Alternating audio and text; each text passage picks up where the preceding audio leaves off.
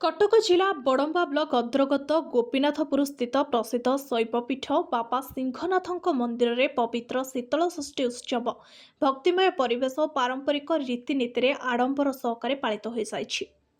ए अवसर में देवादिदेव महादेव और माता पार्वती दिव्य विवाह उत्सव विधिवत भाव संपन्न होता।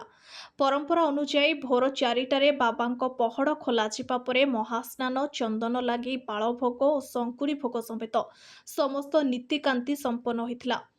मध्याह्न धूप पर बाबा सिंहनाथ ग्राम्य परिक्रमा कर ग्राम देवती पीठ में विजय करते।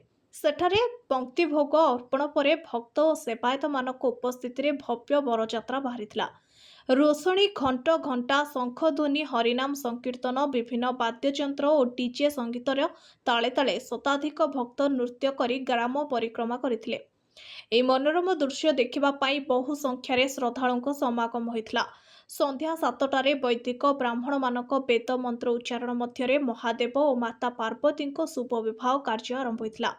ए अवसर में रश्मि रंजन दास बरपिता और रश्मि रंजन महापात्र कन्या पिता भाव दायित्व तुलाइथिले।